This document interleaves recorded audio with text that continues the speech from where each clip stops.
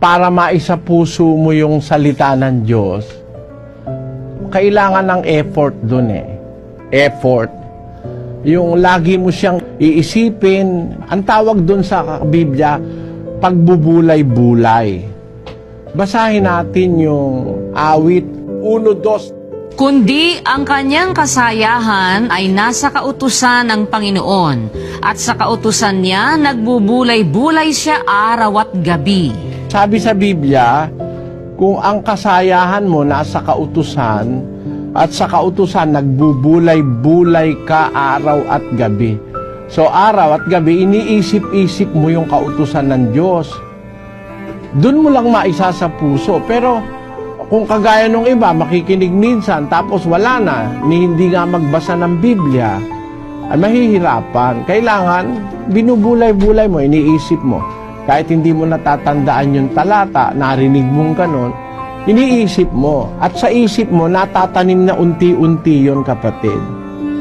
Remembering God's law ay to devote some quality time sa pag-iisip.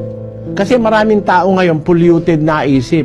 Ang naisip lagi, pera, paano kaya ako magkakapera, paano kaya dadami pera ko, paano ko kaya makikilala si ganon, paano ko kaya makakalunya si ganon. Yun, maraming tayong iniisip eh. Pero kung ang kaligayahan mo, iniisip mo yung kautusan ng Diyos, paano kaya masusunod yun, paano kaya gaganon, ganire, ganon. Pagka ganun ang naiisip natin, matatanim unti-unti yun. Kasi ganito eh. Kaya ako nasabi, ganun kasi ako eh. Kahit gabi, kahit araw, pag meron akong panahon mag-isip, ang iniisip ko yung mga utos ng Diyos, kung paano ko maituturo sa kapwa, paano ko sila mahikayat.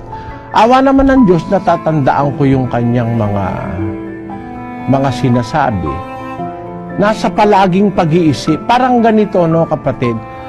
Pagka meron kang mahal na tao, sinulatan ka.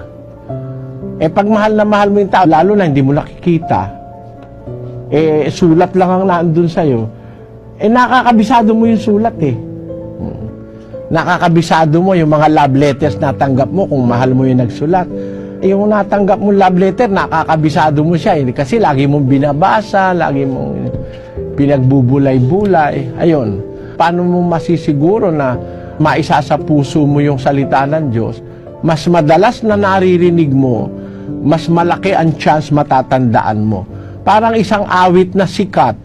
Kung sikat yung awit, narinig mo palagi. Pati ikaw, natututunan mo yung awit kahit wala kang song hits, di ba?